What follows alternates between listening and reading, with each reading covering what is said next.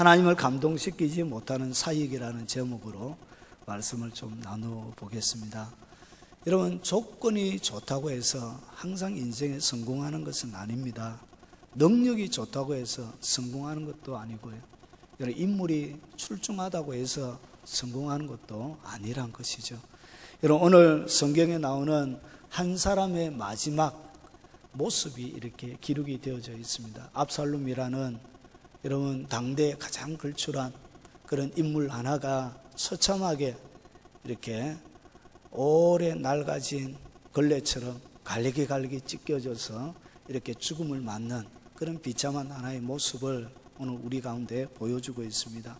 압살롬은 그 당대의 가장 좋은 가문, 왕의 가문에, 그리고 아버지가 가장 아끼고 사랑하는 아들이었습니다. 여러분, 외모로는 당대에 견줄 수 없는 그런 외모를 가지고 있었고요. 여러분, 뒤에 이렇게 압살롬의 이야기를 보면은 굉장한 리더십이 있는 것 같고요. 사람들을 통솔해서 움직이는, 사람의 마음을 이렇게 사로잡는 그런 능력까지 겸비한 그런 최고의 치밀한 조력, 그런 사람이었습니다. 그리고 그에게는 하나님의 지혜와 동일한 지혜를 가지고 있는 아주 좋은 그런 조력자들도 그의 옆에 그렇게 같이 있었습니다. 그런데 그의 일생의 마지막은 반역자요, 그리고 부모에게 불의한 불효자요, 그리고 나라를 이렇게 전복시킨 영모의 괴수로 처참하게 이렇게 죽임을 당하게 되어집니다. 여러분, 최고의 조건을 두루 갖추었지만 한 번뿐인 인생을 그렇게 행복하게 압살롬은 살다 가지는 못한 것 같습니다. 여러분, 인생은 조건이 좋다고 해서 뭔가를 다 가지고 있다고 해서 그렇게 행복한 것은 아닌 것 같습니다. 여러분, 특별히 이 압살롬은 외형적인 아주 탁월한 그런 조건들을 가지고 있었지만 그의 가정에 보면 참 아픔들이 좀 많았던 것 같아요. 오늘 본문의 18절을 한번 보십시오. 압살롬이 살았을 때 자기를 위하여 한 비석을 마련하였으니 이는 그가 자기 이름을 전할 아들이 내게 없다고 말하였습니다. 여러분, 아들이 뭐였지요? 아들이 없었대. 여러분, 진짜 아들이 없었느냐? 아니에요. 압살롬에게도 아들이 있었습니다. 어디 있냐면 14장 27절을 가보십시오. 사무엘하 14장 27절. 자, 14장 27절 같이 한번 읽어보겠습니다. 압살롬이 아들 셋과 딸 하나를 낳았는데, 아들 셋이 있지요. 그런데 왜 압살롬은 아들이 없다라고 얘기하고 있지요? 이 미루 짐작할 수 있는 것은 아들이 셋을 낳긴 했는데 이 세 아들이 자기보다 앞서 운명을 달리했던 것 같습니다. 그러니까 세 명의 눈에 넣어도 아프지 않는 그 자식 세 명이 자기보다 먼저 이렇게 죽게 되어졌다는 거죠. 여러분, 한 자녀를 잃어도 그렇게 마음이 힘이 듭니다. 그런데 자기의 아들 세 명까지 이렇게 죽어버리는, 여러분, 외형적으로 참 완벽하죠. 여러분, 닮고 싶죠. 그런 완벽한 외모, 도대체 어떻게 생긴지 궁금한, 여러분, 늘 압살롬을 읽을 때마다 저는 이 압살롬의 모습이 도대체 얼마나 잘생겼는지 이렇게 늘 궁금증이 이렇게 굉장히 많이 나옵니다. 그만큼 이 압살롬은 외형적인 조건, 그런 데 대해서는 부족함이 없었지만 그러나 그에게도 많은 아픔들이 있었다는 것이죠. 여러분, 그리고 자기 아내가, 자기의 여동생이 성폭행 당함을 통해서 결국은 그는 살인자가 되어지고 사랑하는 정든 곳을 떠나서 가족들과 떠나서 방랑자의 삶을 살아가는 이런 끊임없는 죄책감이, 끊임없는 살인에 대한 추억들이 그의 밤잠을 설치게 만들고 그의 내리 속에 끊임없이 이렇게 공포를 밀어넣는 그런 힘든 삶들을 그가 살아가게 되어지는 것입니다. 여러분, 그런데 이렇게 살아가던 이 압살롬이 결국은 어떻게 했냐? 반역자가 되어졌습니다. 그리고 나서 오늘 이 반역자에 대한 하나님의 공의의 심판이 오늘 본문에 이렇게 나옵니다. 그럼 재밌게도 하나님의 공의의 심판이 오늘 18장 전체에 나오고 있는데도 불구하고 여기에는 하나님의 잔잔한 사랑이, 여러분 하나님의 진한 하나님의 긍휼과 자비가 오늘 심한 하나님의 공의 가운데, 공의가 집행되지는 그 가운데도 이런 강물처럼 유유히 하나님의 공의와 긍휼, 자비가 이렇게 흘러가고 있습니다. 자, 그러면 이 하나님의 공의, 하나님의 자비 속, 하나님의 진노 속에 있는 하나님의 긍휼의 장면들을 몇 가지 한번 보겠습니다. 여러분 5절을 한번 보십시오. 18장 5절 제가 읽어보겠습니다. 왕이 요압과 아비새와 이때에게 명령하여 이르되 나를 위하여 젊은 압살롬을 너그러이 대우하라. 오늘 아버지 다윗이 자기를 쫓아냈던 이런 호로 자식과 같은 그런 아들이지만 어떻게 하라고 그러죠? 나를 위하여. 압살롬을 위해서가 아니라 왕 자신을 위해서, 나를 위하여 젊은 압살롬을 너그러이 대우하라. 여러분 죽을 수밖에 없는, 여러분 모든 가족들을 멸해야 되는 이런 그런 반역자요 영모의 괴수지만 오늘 아버지가 그 사랑하는 영모를 뛰어넘어서 그 아들을 향한 사랑의 마음들을 오늘 품고 있는 것입니다. 이것이 누구의 마음이냐? 이것이 인간을 향한 죄 지었음에도 불구하고 그 죄에 대하여 이런 고통하며 신음하며 아파하고 있는 그 인간들 향한 아버지의 마음이란 것이죠. 자, 그리고 여러분 31절 한번 보십시오. 참 눈물 나는 장면이 나옵니다. 31절부터 구스 사람이 이르러 말하되 내 주 왕께 아뢰 소식이 있나이다. 여호와께서 오늘 왕을 대적하던 모든 원수를 갚으셨나이다 하니 왕이 구스 사람에게 묻되 젊은 압살롬은 잘 있느냐? 구스 사람이 대답하되 내 주 왕의 원수와 일어나서 왕을 대적하는 자들은 다 그 청년과 같이 되기를 원하나이다 하니 33절을 잘 보십시오. 왕의 마음이 심히 아파. 여러분 아들이 죽고 나서 여러분 원수가 죽었는데 기뻐하고 즐거워해야 되는데 여러분 아버지가 기뻐하고 즐거워하기보다 마음이 심히 아프다는 것이에요. 이 심히 아픈 것은 공의를 집행하는 왕의 마음이 아닌 자식을 향한 아버지의 마음이란 것이죠. 왕의 마음으로는 슬퍼하면 안 되죠.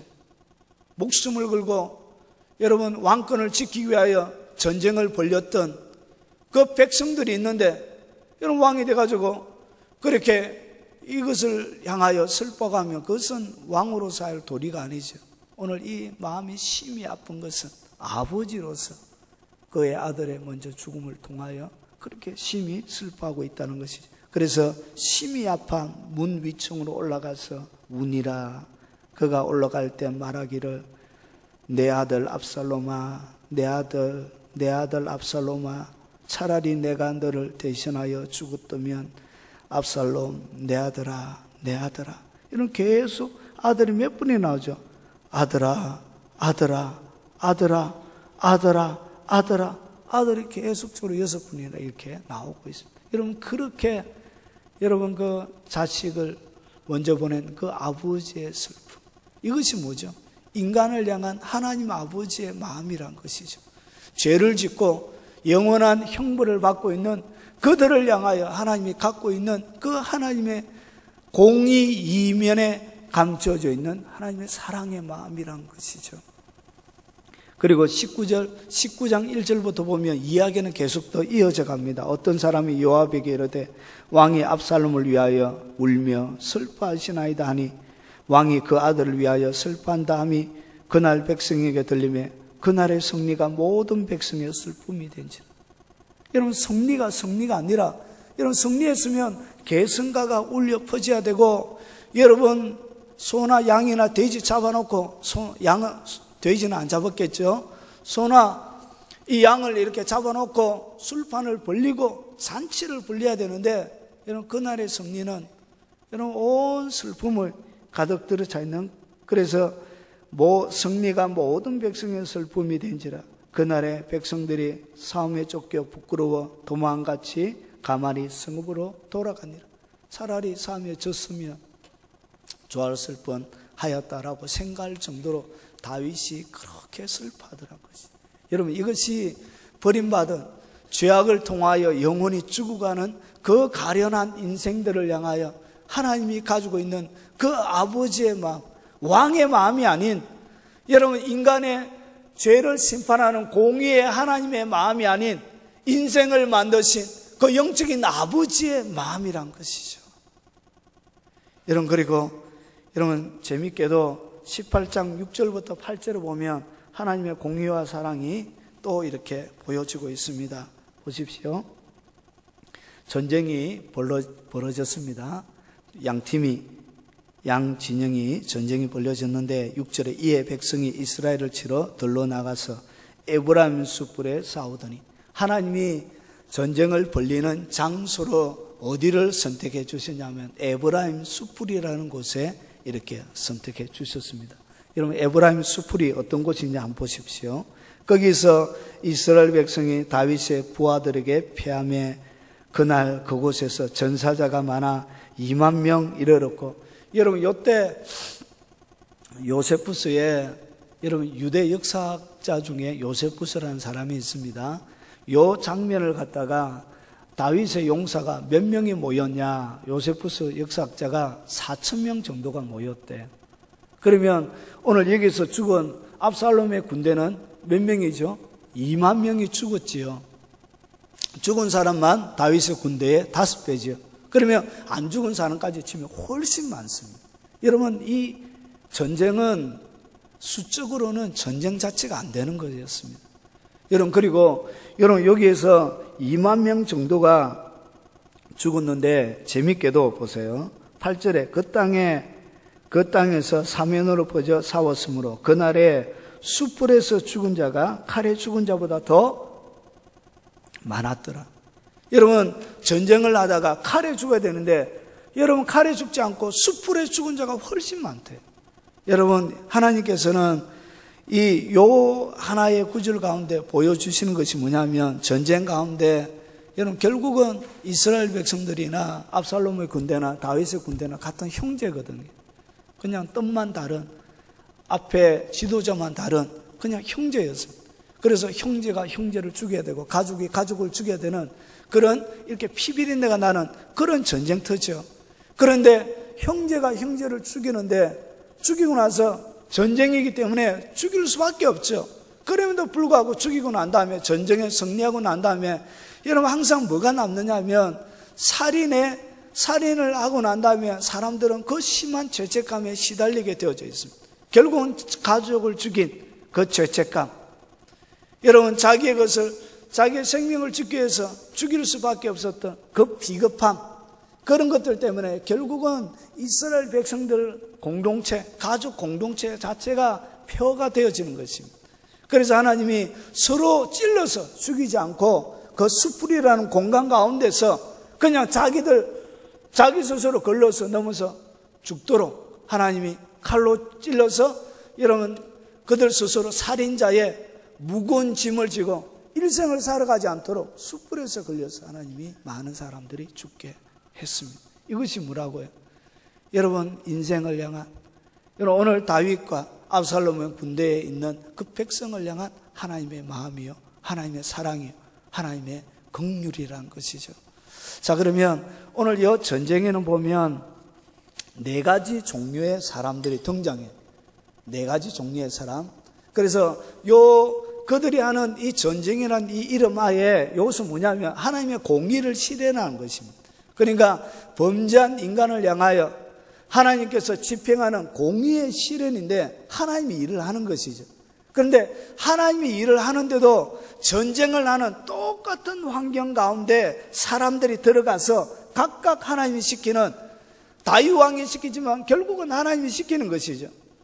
그래서 하나님의 법에 어긋난 부모를 거역하고 하나님이 원하시지 않는 다른 방법으로 왕권을 차지하려고 했던 이 압살롬에 대한 하나님께서 징벌을, 이렇게 공의를 집행하시는데 하나님의 일인데도 불구하고 여기에는 각각 다른 종류의 사람, 하나님의 일을 하는데 다른 자세들이 나옵니다.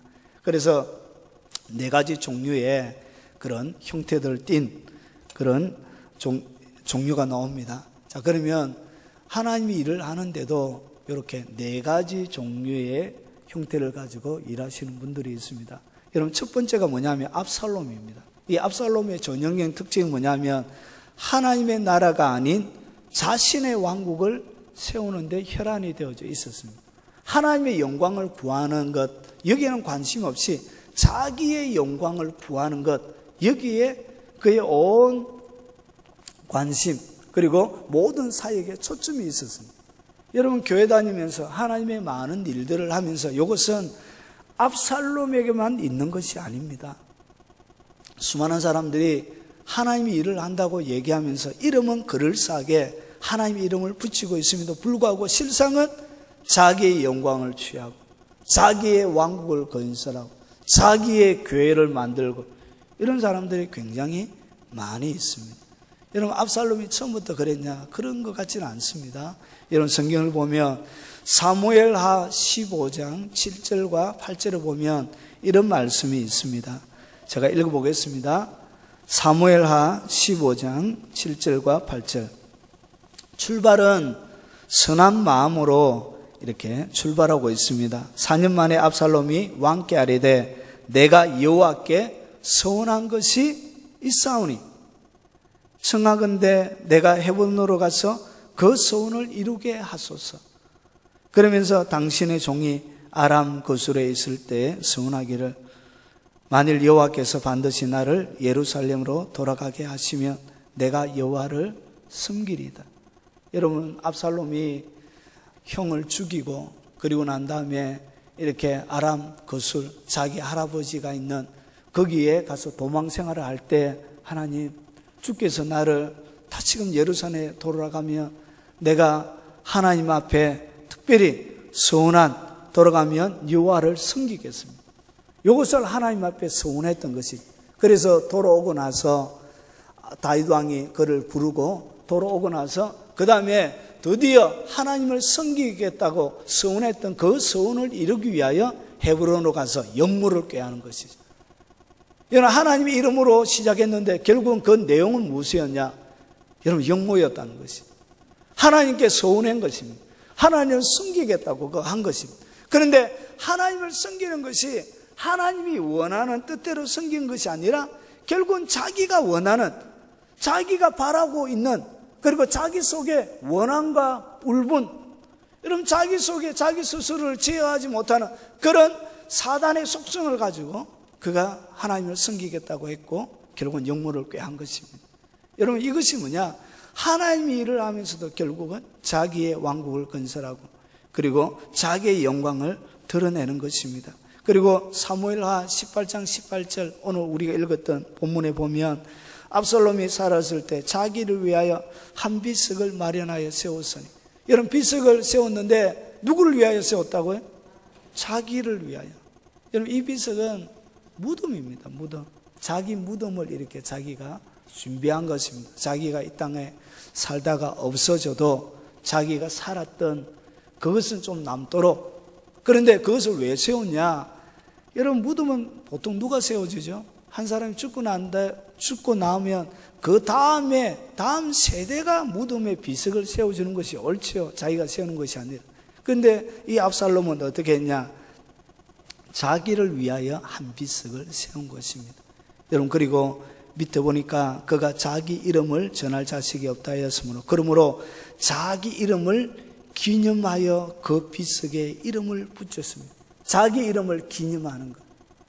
여러분, 교회를 이렇게 건축해도 어떤 교회 가면 자기들 이름 쫙 적는 데 있습니다. 여러분, 로버트 슐러 목사님이 이렇게 사역했던 수정교회. 수정교회가 처음에 어떻게 그렇게 크게 지어졌냐면 사람들이 이렇게 건축 점검을 하면 그 건축하는 사람들의 이름을 밑에 수중으로 해가지고 다 박아줬어요. 이렇게 바닥에다. 교회에 자기 이름이 남으면 좋지요.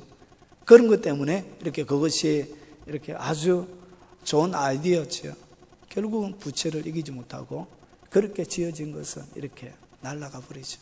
사람의 땅과 헌신과 사랑으로 지어지지 않는 것은 결국은 남지 않게 되어져 있는 것입니다. 여러분, 그래서 살인과 자녀를 먼저 보내야 되는 슬픔, 그리고 아버지와 회복되어지지 않는 관계, 그리고 그가 가지고 있는 타고난 조건들로 인하여서 결국은 반역하게끔 충동질하고 결국은 사자 입 앞에 놓여진 양처럼 그 죄의 먹잇감이 이 압살롬이 되고 말았던 것입니다. 그리고 그가 어떻게 죽었는지 이렇게 설명합니다. 18장 9절 10절을 보십시오. 18장 9절 10절. 압살롬이 다윗의 부하들과 마주치니라. 압살롬이 노새를 탔는데 그 노새가 큰 상수리 나무 번성한 가지 아래로 지날 때 압살롬의 머리가 그 상수리 나무에 걸리며 그가 공중과 그 땅 사이에 달리고 그 탔던 노새는 그 아래로 빠져 나갔더라. 여러분, 머리가 어디에 달렸냐? 상수리 나무에 이렇게 걸린 것이죠.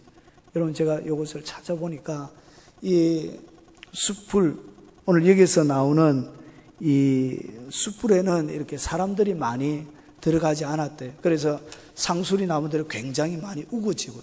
그리고 이 상수리 나무를 타고 있는 이렇게 사람을 이렇게 날카롭게 찌르는 뭐 등불과 같은 그런 것들이 굉장히 많이 있었대요. 그래서 그 고대 무능 그 시대의 사람들의 이야기를 들어보니까 그래서 거기는 이렇게 말이 이렇게 지나갈 수가 없대요. 그래서 이 압살롬이 왕이 적군이 다윗의 아버지의 이렇게 군대와 같이 대치하니까 결국은 그것을 피하기 위해서 노새를 탄 것이죠. 조그마한 그 밑으로, 그 나무 밑으로 가기 위해서 급히 도망가려고 노새를 탔는데 결국은 그의 평생의 자랑이었던 그 머리카락이 그 나무 가지에 낚싯바늘에 낚아채이듯 그가 낚아채인 것이죠. 그리고 나서 이렇게 공중 나무 위에 이렇게 달린 것입니다. 여러분, 그런데 이 표현이 굉장히 재미있게 되어져 있습니다. 보십시오.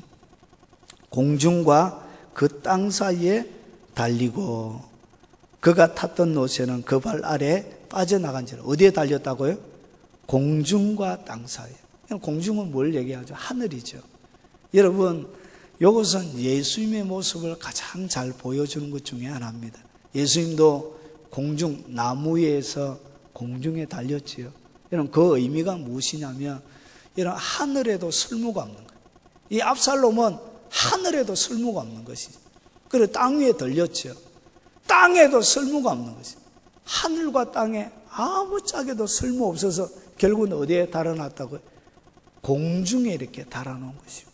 여러분, 예수 그리스도께서 하늘과 땅에 아무 쓸모없는 인간처럼 취급을 받으시고 그렇게 공중에 달렸던 것처럼 이 압살롬이 그렇게 달린 것입니다. 여러분, 그래서 하나님의 법에 굴복치 않고 결국은 자기의 영광을 추구하는 사람이 어떻게 되어지는지를 오늘 이 압살롬의 사건을 통하여 우리에게 보여주고 있는 것입니다. 여러분, 그래서 그가 칭찬하던 외모, 원대한 포부, 그리고 여러 가지 많은 생각들은 그가 죽을 때 그 모든 것과 같이 없어지게 되어지는 것입니다. 여러분, 교회 가운데 자기의 영광을 추구하며 달려가는 사람들은 결국은 이 압살롬처럼 이렇게 되어질 것이라는 것입니다. 그것을 우리를 통하여 이 압살롬의 사건을 통하여 보여주고 있는 것입니다. 여러분, 그리고 두 번째는 요압입니다. 요압. 여러분, 여러분 어디를 보시냐? 여러분, 요압은 어떤 특징을 가지고 있냐면 균형, 본질을 잃어버린 그런 사역의 특징을 가지고 있습니다. 균형, 그리고 본질을 잃어버린 그런 사역. 자, 이것은 뭐냐면 하나님의 모든 사역, 하나님의 모든 일들에는 두 가지가 항상 같이 갑니다. 하나는 공의와 사랑입니다. 공의만 있지 않고 사랑만 있지 않습니다. 반드시 공의와 사랑이 이렇게 같이 갑니다. 자, 그러면 18장 5절을 한번 더 보겠습니다. 왕이 요압과 아비새와 이때에게 명령하여 이르되 나를 위하여 젊은 압살롬은 너그리 대화라 하니 왕이 압살롬을 위하여 모든 군 지휘관에게 명령할 때 백성이 다 들으니라. 오늘 다윗이 이 압살롬을 향하여서 내리는 명령을 요압이 들었습니다. 왕이 무엇을 얘기하는지를 그가 선명하게 알고 있습니다. 이 다윗이 얘기하는 것은 하나님 아버지의 마음과 너무나 똑같거든. 그래서 하나님이 무엇을 원하는지 이렇게 요압은 분명히 알고 있었습니다. 그럼에도 불구하고 이 요압은 뭘 잃어버렸냐? 균형을 잃어버린 거예요. 공의와 사랑, 공의를 집행하면서도 여러분 사랑을 보여주는 본질을 잃어버린 것입니다. 이런 본질을 잃어버린 사역의 특징이 있습니다. 이런 사람들은 일 중심적입니다. 그냥 일만 죽도록 합니다. 그래서 관계가 깨어지는 데 대하여 그렇게 심각하게 생각하지 않습니다. 그래서 일만 성취가 되어지면 관계가 깨어지든 상관없이 이런 수준에서 불도다처럼 수준에서 일들을 완성하는 그런 특징들을 가지고 있습니다. 여러분, 그리고 이런 사람들은 결과 중심, 열매 중심의 그런 사역을 합니다. 여러분, 열매가 있는 것은 하나님의 사역이고 열매가 드러나지 않는 것은 하나님의 사역이 아니다. 하나님의 복을 안 줘서 여러분 열매가 없는 것이다. 이렇게 생각하는 사람들이죠. 여러분, 열매가 꼭 있어야 하나님의 일이고 열매가 드러나지 않으면 하나님의 일을 하나도 하지 않은 것입니까? 여러분, 그것은 이렇게 성경 전체를 볼 때는 그 말은 이렇게 동의할 수 없는 내용이죠. 여러분, 예레미야 5장 1절에 보면 이런 말씀이 있습니다. 너희는 예루살렘 거리를 빨리 다니며 그 넓은 거리에서 찾아보고 알라. 너희가 만일 정의를 행하며 진리를 구하는 자를 한 사람이라도 찾으면 내가 이 성읍을 용서하리라. 여러분, 예레미야가 42년 동안 하나님의 사역을 하면서 예루살렘 거리를 돌아보며 진리와 공의를 추구하는 한 사람을 찾으려고 그렇게 사역했습니다. 그렇게 외쳤습니다. 그런데 이 한 사람을 찾지 못해서 한 사람만 찾으면 성을 멸하려고 했는데 결국은 예루살렘이 어떻게? 586년에 완전히 멸망을 하지요. 그럼 멸망을 했다는 얘기는 뭘 찾지 못했죠? 한 사람을 찾지 못한 것입니다. 진리와 공의를 구하는 사람. 그러면 예레미야 이 사역이 실패한 것입니까? 못 찾았잖아요, 한 사람도. 40여 년 동안 사역했던 그의 모든 사역 중에 한 사람도 못 찾은 것이에요, 한 사람도. 그러면 예레미야 사역이 완전히 실패라고 얘기할 수 있습니까? 하나님은 그렇지 않고 예레미야를 하나님의 선지자로 많은 분량을 구약 성경 가운데 집어넣어놨다는 거예요. 그러면 이것이 여러분 결과 중심으로 열매가 나타나고 나타나지 않는 데 대하여 그의 사역을 평가하는 기준은 아니다라는 것이죠. 하나님의 평가 방식은 굉장히 다릅니다. 여러분, 아프리카에 선교사가 가서 한 명 전도하고 죽은 사람도 있죠. 그런데 그 사람이 민족을 변혁시키는 그런 일들도 역사상에 많이 있죠. 그것도 위대한 일이죠. 한 명 전도. 여러분, 하나님의 사역자들 보면 많은 사람들을 섬기기 위해서 부름을 받은 사역자들도 있고요. 딱 한 명을 위하여 하나님이 보내는 사역자들도 있더랍니다. 평생에 딱 한 명. 평생에 하나님이 마음에 두고 평생에 그 사람을 구원하기 위하여 하나님이 마음속에 품고 있는 낙도 오지에 혼자 외로이 섬을 지키고 살아가는 그 한 명을 구원하려고 한 사람을 보내서 전도하고 오다가 배가 정복돼서 죽어버리고, 한 명을 위해서 하나님이 한 사람을 준비하는 경우도 있다는 것이죠. 이런 수에 많고 적음, 열매에 많고 적음이 하나님이 그와 함께 한다는 증거가 될 수 있다는 것은 아니란 것이죠. 여러분, 그래서 하나님의 일은 결과도 중요합니다. 그러나 그보다 더 중요한 것은 어떤 마음으로 하느냐가 더 중요하다는 것이죠. 마음의 자세가 더 중요합니다. 여러분, 우리들의 본질적인 사역은 수적인 부흥만이 아닙니다. 수적인 부흥도 중요합니다. 그러나 여러분, 진짜 그 교회가 살아있고 그 사람이 살아있다면 성장하고 번식하고 여러분 새로운 것이 만들어지는 것은 자연스러운 일입니다. 그래서 그 과정 가운데, 이런 자연스러운 가운데 더 중요한 것은 뭐냐? 어떤 마음으로 하느냐가 여러분 하나님의 평가 기준이란 것이죠. 여러분, 사랑하는 것이 이것이 본질입니다. 긍휼히 여기는 마음으로 하는 것이 이것이 본질입니다. 진노 중에도 하나님의 용서와 화해의 장으로 그들을 초대하는 것이, 이것이 본질입니다. 땅에서 비록 자이든 타이든 잘못을 했지라도 그의 마지막은 회개하고 돌아와서 그의 영혼이라도 불 가운데서 구원받을 수 있도록 하는 것이, 그것이 아버지의 마음이란 것이죠. 이것이 진정한 본질이란 것이죠. 여러분, 요압이 왕의 일을 수행하면서 즉 하나님의 일을 수행했지요. 그런데 왕의 마음으로 사역을 하지 않은 것이죠. 요압은 완벽하게, 외형적으로는 발랑군을 제압해서 하나님의 일처럼 왕이 시킨 일을 완벽하게 해냈습니다. 그런데 내용적으로 볼 때는 이것은 실패한 것이죠. 왜냐하면 아버지가 원하는 왕의 마음으로 안 한 것입니다. 하나님의 마음으로 하지 않은 것입니다. 그래서 하나님의 마음으로 공의를 집행하지 않고 마귀의 마음과 닮은 잔인함과 용서치 않는 마음으로 그가 하나님의 일을 한 것입니다. 그래서 14절을 보시면 참 성경이 재밌게 기록해 놨습니다. 요압이 이르되 나는 너와 같이 지체할 수 없다 하고 손에 작은 창셋을 가지고 가서 상수리 나무 가운데서 아직 살아있는 압살롬의 심장을 찌르니, 아직 살아있다, 아직 살아있다. 포로로 잡아서 끌고 와야지요. 살아있는데 아직까지 기회가 있잖아요. 그래서 다윗이 원했던 것은, 다윗은 지옥을 알고 있었죠. 다윗의 시편을 가만히 보면, 그래서 여러분, 압살롬이 죽고 나서 갈 데가 어디밖에 없어요? 지옥밖에 없죠. 그래서 아버지는 그의 마지막 아들에게 지옥이라도 가지 않도록 마지막 기회를 주고 싶어 했던 것입니다. 비록 아버지에게 불효했고 나라의 반란을 일으켜서 여러분 나라에 치명적인 손상을 입혔던 아들이지만, 어차피 죽을 수밖에 없는 대역죄인이지만, 그래도 그의 영혼만은 이 땅 가운데 버려지지 않도록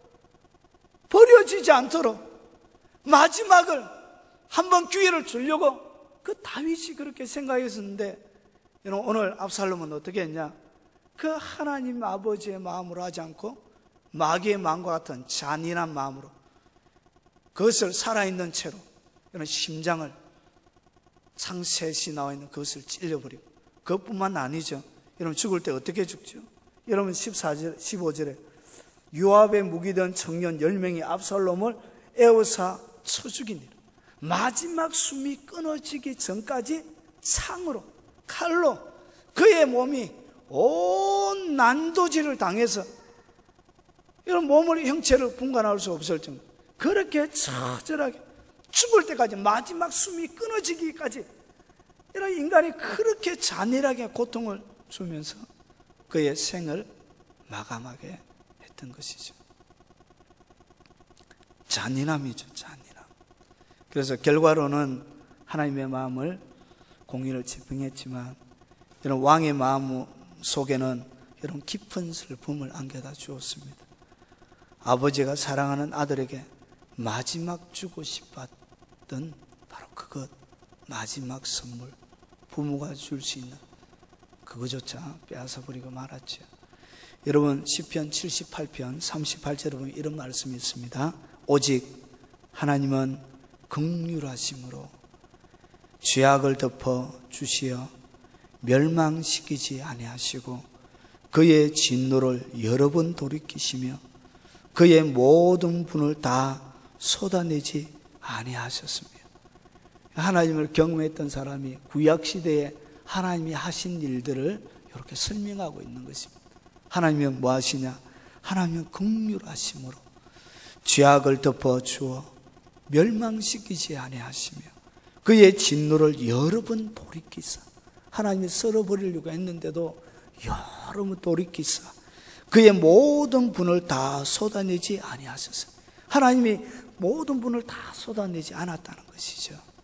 하나님이 그렇게 기회를 주고 싶어 했던, 하나님이 영혼을, 한 사람의 생명을 그렇게 귀하게 여기십니다. 여러분 사역의 결과로 부흥하고 성장하고 칭송받고 인정받는 스타가 되는 것보다 여러분 더 신경 써야 할 것이 있습니다. 여러분 그것이 뭐냐? 어떤 마음의 자세로 일하느냐, 아버지의 마음과 같은 그런 마음으로 일하느냐가 여러분 하나님 앞에 갔을 때 그것이 평가가 내려질 것이란 것이죠. 여러분 모든 일을 하실 때 여러분 이 긍휼의 마음이 있어야 합니다. 여러분 일하다 보면 손이 빠른 사람은 손이 늦은 사람 보면 속에 천불이 나지요. 꼬라지가 안 보이면 되겠는데 괜히 와가지고 속에 천불을 지르고. 여러분 입술이 이렇게 조신하고 점잖으신 분들은 말 많은 사람 보면 밖으로 얘기는 하지 않지만 부글부글 끓어오르지요. 여러분 그리고 여러분 항상 사람이 관계가 좋을 수는 없거든요. 여러분이 일하다 보면 예전에는 고분고분 네 이렇게 하다가 교회 다닌 지 좀 시간이 지나고 하면 자기의 의견을 내기 시작하지요. 권사님 그거는 아니고요. 회장님 그건 아닌 것 같은데요. 이랬다가 하면 바로 이 사단 충만해지죠. 그래서 십자가에 못 박아 죽이든지, 여러분 속에 하나님의 마음으로 하는 것이 아니라 결국은 긍휼이 빠져버린 하나님의 이름을 빙자한 사역을 하게 되는 것이죠. 여러분 하나님의 모든 일들의 가장 중요한 것은 그 속에 긍휼이 흐르느냐 흐르지 않느냐에 있습니다. 여러분 제가 두려워하는 것이 하나 있습니다. 하나님 내 평생에 설교보다 설교를 듣는 백성들을 더 사랑하게 해주십시오. 하나님 평생에 이 청중들이 중요한 것이지 설교 자체가 중요한 것이 되지 않게 해주십시오. 때로는 그들이 설교를 욕해도 여러분 은혜가 안 된다고 삿대질하고 보따리 사라 할지라도 그럼에도 불구하고 그 말씀을 듣는 백성들을 더 사랑할 수 있는 마음을 주십시오. 저는 예전에는 설교를 사랑했거든요. 설교 자체를 사랑했습니다. 그래서 은혜 받는 사람은 긍휼과 자비가 풍성해지고 은혜 못 받으면 은혜 못 받는 인간들 보면 이것은 인간 취급도 안 하는 그냥 꼬라지가 보기 싫어. 딴 데 가지 뭐한데 나오노 이렇게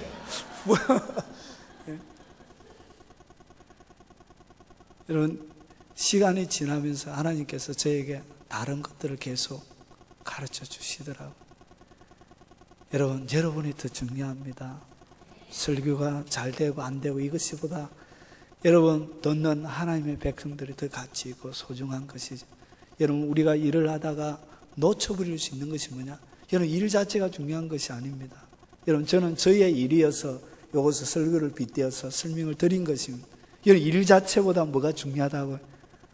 사람이 더 중요합니다.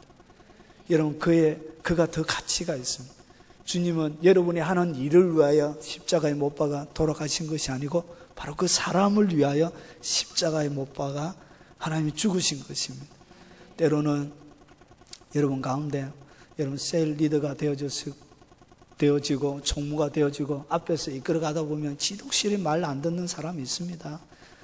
허파에 바람을 집어넣지 않나, 속에 천불을 지르지 않나. 여러분 늘 이렇게 말도 톡톡톡톡 쏴서 이렇게 마음 불편하게 만들고 그럴 때 참 많이 있을 거예요. 여러분 그럴 때도 여러분 잊어버리지 말아야 될 것 하나가 뭐냐? 아버지의 마음입니다. 아버지의 마음. 아버지의 마음. 여러분 제가 아버지의 마음을 몇 번 느낀 적이 있는데 여러분 제가 진짜 너무 저를 핍박하는 목사님 때문에 제가 마음이 참 힘들더라고요. 저는 천성적으로 이렇게 사람을 잘 미워하지는 않습니다. 이 천성인 것 같아요. 하나님이 이렇게. 그런데 진짜 이렇게 마음이 좀 불편한 분들이 계셨어요. 제가 미워하지는 않지만 그분이 이렇게 참 싫은 거예요. 이렇게 그냥 딴 데 옮겼으면 같이 안 있으면 좋겠다. 저는 천성적으로 이렇게 그래를 잘 못해요. 그래서 그냥 이렇게 안 보면 좋겠다 이런 마음이 제게 많이 있었을 때 주님께서 한 번은 기도할 때 그런 마음을 주더라고요. 주님이 제가 놀랐던 것이 뭐냐면 주님이 저만 좋아하는 줄 알았는데 저를 그렇게 힘들게 하시는 분들 바로 그분을 그렇게 사랑하시더라고요. 눈물이 날 정도로, 시샘이 날 정도로 주님이 그분을 사랑하시더라고요. 그래서 제 마음속에 하나님이 사랑하는 사람은 내가 미워할 수 없지. 그리고 힘이 들어도 그 미워하는 마음들이 이렇게 싹 이렇게 녹아내리더라고요. 여러분이 진짜 여러분 관계 속에 힘들게 하고 어렵게 하는 사람이 주님이 진짜 사랑하는 사람이라 이거 웃잖아. 참 큰일이 나는 거예요. 그렇죠? 예, 주님의 친구를 힘들게 한다. 누구를 힘들게 하는 것이죠? 주님을 힘들게 하는 것이. 여러분, 바울이 한 번도 예수님을 핍박한 적이 없는데, 여러분, 다메섹 도상으로 가다가 예수님 나타나서 바울 보고 뭐라 하냐? 사울 보고 어찌하여 네가 나를 핍박하느냐? 내가 언제 핍박했습니까? 주님의 백성들, 사랑하는 사람을 핍박하는 것이 결국은 주님을 핍박하는 것입니다. 여러분, 하나님이 일을 하면서 요압과 같은 사람들이 참 많이 있습니다. 여러분, 일 위주고 성취 위주고, 그래서 결과가 드러나지 않으면 완전히 판을 뒤집어 엎죠. 그래서 많은 사람들을 가슴 아프게 하고 힘들게 하고 비수를 꽂고, 그래서 오히려 하나님의 이름을 빙자하여 많은 사람들의 상처만 남기는 경우들이 많이 있습니다. 사랑하는 여러분, 하나님의 모든 사역에는 뭐가 흘러가야 된다고요? 긍휼이 흘러가야 합니다. 아버지의 긍휼, 이 긍휼의 마음, 이 자세로 해야 합니다.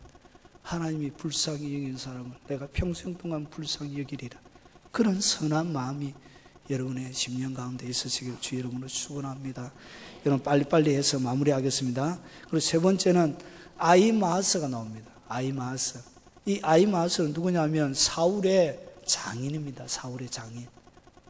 사울의 장인이고, 여러분, 이스라엘 나라는 참 이 가족 관계가 복잡해요. 이렇게.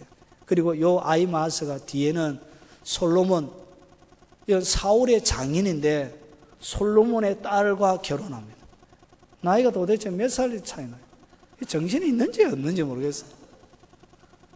늙은 사람, 죄송합니다. 이런 말 하면 안 되겠다. 곱게 늙어야 되는데, 이런 사람이에요. 그런데 전쟁이 이제 끝났습니다. 압살롬이 죽고, 여러 큰 구멍 속에 들어가서 돌로 이렇게 그의 무덤이 마련이 되어졌습니다. 근데 아히마아스가 요압에게 뭐라고 하냐? 나를 보내달라고, 왕이가 소식을 전할 수 있도록 하려고 하는데, 요압이 이 아히마아스의 마음속에 있는 것들을 꼭 딱 꼬집어서 얘기합니다. 그것이 어디에 나오냐? 22절을 보십시오. 사독의 아들 아히마아스가 다시 요압에게 이르되, 청하건대 아무쪼록 내가 또한 구스 사람의 뒤를 따라 달려가게 하소서. 요압이 이르되, 내 아들아, 너는 왜 달려가려 하느냐? 여러분, 아히마아스가 보내달라고 할 때 안 보내주고 구스 사람을 먼저 보냈거든요. 구스 사람을 보내서 소식이 이렇게 전달이 되어졌어요. 그런데 이제 안 해도 되는데, 이 아히마아스가 계속적으로 나 그래도 갈래요, 보내주세요. 그래서 이 요압이 아히마아스에게 얘기하는 것입니다. 왜, 내 아들아, 너는 왜 달려가려 하느냐? 이 소식으로 말미암아 너는 뭘 받지 못한대? 상을 받지 못한다. 이 소식을 알려줘도 상을 얻지 못한다는 거죠. 그러면 이 아히마아스 속에 뭐가 있더라고요? 상을 얻으려고 하는, 공을 치하받으려고 하는, 이 세상 가운데서 뭔가를 더 얻으려고 하는 그런 마음이 있더라는 것이죠. 여러분, 그 소식 자체가 뭐죠? 여러분, 그런데 이 아히마아스가 달리기를 잘했던 것 같습니다. 유명했던 사람인 것 같아요. 그래서 아히마아스가 달려오는 모습을 보고 파수꾼이 뭐라 하냐? 아히마아스가 달려오는 것처럼 보입니다. 아마 이 달리기로는 그 시대 최고의 마라토너였던 것 같아요. 그래서 이 아히마아스가 드디어 구스 사람보다 앞질러서 다윗에게 왔어요. 근데 보세요. 28절, 아히마아스가 외쳐 왕께 아뢰되 평강하옵소서 하고 왕 앞에 얼굴을 땅에 대고 절하며 이르되, 왕의 하나님 여호와를 찬송하리로소이다이다. 그의 손을 들어 내 주 왕을 대적하는 자들을 넘겨주셨나이다 하니, 왕이 이르되 젊은 압살롬은 잘 있느냐 하니라. 아히마아스가 대답하되, 요압이 왕의 종 나를 보낼 때 크게 소동하는 것을 보아사오나 무슨 일인지 알지 못하였노라. 뭐 하고 있죠? 거짓말하고 있죠. 압살롬이 죽은 것을 그가 알았습니다. 그런데 잘못된 보고를 그가 진실된 보고를 안 하고 있죠. 결국 그의 마음속에 뭐가 있죠? 이는 이 땅 가운데 공로를 취하려고 하는, 하나님의 사역을 하고 나서 그가 하나님의 일을 수행하고 나서 뭔가 이 땅 가운데서 그가 행한 일에 치하받으려고 하는 그런 잘못된 마음들이 이렇게 있더란 것이죠. 여러분, 그 소식 자체가 뭐죠? 자식의 죽음을 들어야 되는 아버지의 깊은 슬픔보다 그것으로 인하여서 이 땅의 상을 더 바라는 마음으로 하는 그런 사역. 하나님의 마음은 죄시하고 그냥 이 땅 가운데서 뭔가를 더 얻으려고 하고 더 누리려고 하고 그런 마음이죠. 이런 사역의 특징은 노골적으로 드러나든지 은근하게 하든지 뭘 항상 바라는 대가를 원합니다. 대가. 하고 난 다음에 뭔가를 대가를 요구, 내가 뭐 했기 때문에 대가를 요구하는 것이죠. 내가 헌금했기 때문에 물질적인 복을 받아야 되고, 헌신했기 때문에 건강의 복을 받아야 하고, 내가 수고했기에 그 수고에 합당한 뭔가를 끊임없이 받아야 하고, 만약에 받지 않으면 뭐가 되냐? 섭섭한 마음이 생기죠. 섭섭한 거예요. 누가 내가 뭔가를 했는데 안 알아줄 때, 여러분 헌금 10억을 했는데 아무도 안 알아주는 거죠. 실제로 이렇게 경기도 가면 모 교회가 있습니다. 처음에 그 사람이 헌금한 것을 통해서 교회가 세워졌어요. 근데 목사님이 자기와 다른 의견으로 이렇게 목회 방침을 정하고 교회를 이끌어간 거예요. 이 사람이 화가 났어요. 화가 나서 어떻게 했냐?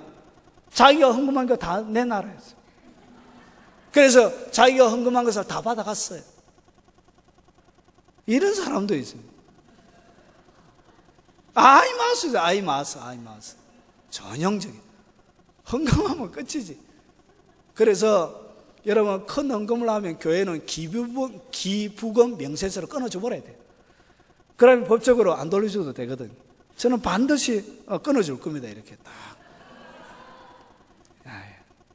여러분, 이것이 뭔가를 해놓고 나서 자기가 인정을 받으려고 하고 자기가 행한 만큼 인정받지 못할 때 섭섭한 마음을 가지고 결국은 그 마음 속에 하나님을 위하여 한 것이 아니라 원망만이 가득 들어차게 되어집니다. 그래서 공동체를 힘들게 만들고 어렵게 만드는 사람이 뭐냐? 바로 이 아히마스와 같은 그런 특징을 가지고 있는 것입니다. 그래서 슬퍼할 아버지의 마음보다 이 땅에 자기의 필요를 채워주는 것을 위해서 이렇게 사역을 도구화하고 하나님을 위하여 헌신하는 모든 것들, 봉사하는 것들, 수고하는 것들을 도구화하는 그런 사람들이 뭐냐? 전형적인 아히마스의 특징이라는 것이죠. 이런 사람은 아무도 없으시죠? 예. 자, 마지막입니다. 여러분 10절을 보십시오. 한 사람이 보고 요압에게 알려 이르되 내가 보니 압살롬이 상수리 나무에 달렸더이다 하니, 이런 한 사람이라고 얘기하면서 뭐가 소개가 안 되어지고 있죠? 이름이 소개가 안 돼요. 여러분 재밌게도 이 사람 이름 딱 해놓으면 좀 재미가 있을 것 같아요. 이름을 소개 안 해요. 그냥 한 사람이에요. 나 이게 참 마음에 들어요. 그래서 제가 이름을 붙였는데 이름 없는 한 사람의 사역을 여러분이 하셔야 합니다. 무슨 사역을 해야 된다고요? 이름 없는 한 사람의 사역을 해야 된다는 것이. 여러분 이 압살롬이 달려있는 것들을 요압에게 알리니까 요압이 뭐라고 그러냐? 여러분 11절을 보니까 요압이 그 알린 사람에게 이르되 내가 보고 어찌하여 당장에 쳐서 땅에 떨어뜨리지 아니하였느냐? 내가 내게 언 10개와 띠 하나를 주었어요. 여러분 많은 것이 생기는 거죠. 띠는 뭐죠? 계급이 올라가는 것이죠. 계급이. 여러분 그래서 이 한 사람에게는 그가 계급도 올라가고 특별 수당을 받는 아주 절호의 기회입니다. 여러분 인생에 몇 번 찾아오지 않는 아주 절호의 기회예요. 그런데 이 절호의 기회를 뭐 하지 않죠? 그가 자기의 유익을 위하여 한 사람의 생명을 꺾어버리고 자기가 유익을 얻는데, 여러분 한 사람의 생명을 그가 꺾지 않고 보존해 주게 있죠. 여러분 그래서 이 사람이 뭐라고 그러냐? 여러분 뒤에 보면 보세요. 12절에 그 사람이 요압에게 이르되 내가 내 손에 은 1000개를 받는다 할지라도, 이런 보통 10개 정도 보상금으로 주었는데 은 1000개를 주어도 맞지 않는다고요. 나는 결단코 그런 일을 하지 않는데. 여러분, 이것이 뭐냐? 여러분, 이것이 바로 여러분 이름도 없이, 빚도 없이, 명예도 없이, 권세도 없이 아버지가 좋아하는 그 일을 하는 것입니다. 여러분, 진짜 영광은 뭐냐? 이름이 드러나야 영광이 되는 것이 아닙니다. 이런 권세가 드러나야 영광이 되는 것도 아니고요, 명예가 드러나야 하나님께 영광이 돌려지는 것도 아니란 것이죠. 아무것도 없지만 그의 온 일생을 통하여 하나님의 마음이 흐르는 강물처럼 유유히 이렇게 흘러가고, 긍휼이 흘러가고, 자비가 흘러가고, 자기가 이 땅 가운데 많이 가지는 것들, 높아지는 것들, 이익을 얻는 것보다 한 생명이 살아날 수 있다면, 그 한 생명이 특권을 누릴 수 있다면, 하나님의 영광에 참여할 수 있는 특권을 누릴 수 있다면 기꺼이 그의 모든 것을 포기하고 영혼에 투자하는, 영혼의 가치에, 그의 삶의 가치를 두는 바로 그런 사람. 여러분, 교회 일은 이렇게 하는 것입니다. 한 사람의 사역을 하셔야 됩니다. 이름 없는 그 한 사람의 사역. 여러분, 그래서 모든 일을 다 하고 나서 여러분의 이름이 없어지도록 기도하십시오. 여러분이 모든 것을 다 하고 나서 여러분의 행적이 모든 사람의 기억 속에 사라지도록 기도하십시오. 여러분, 청교도 목사님들이 그렇게 살았습니다. 그래서 그들의 설교는 그렇게 깊이가 있는 것입니다. 여러분, 200년이 지나고 300년이 지났지만 그들의 설교는 지금 읽어도 그렇게 우리의 심금을 울리는 생명력이 있는 것입니다. 그 속에 하나님의 온전한 사랑만이 그들의 삶들을 통하여 담아내져 나오기 때문에 그런 것입니다. 여러분, 오늘 압살롬이 죽고 그리고 전쟁이 마무리되어지면서 네 종류의 하나님의 일을 하는 사람들을 살펴보았습니다. 여러분, 어디에 소속되어 계십니까? 여러분, 마지막 이름 없는 한 사람이 되시기 바랍니다. 하나님만 기억해 주시면 됩니다. 예, 하나님만 기억해 주시면, 하나님 절대 잊으시지 않습니다. 하나님만이 기억해 주는 바로 그 한 사람, 그 사람이 바로 여러분이 되시길 주 이름으로 축원합니다. 우리 새로운 우리 태신자들이 이번 주일날 좀 많이 오셔서 여러분 인생의 최고 가운데 한번 올라갔던 분의 말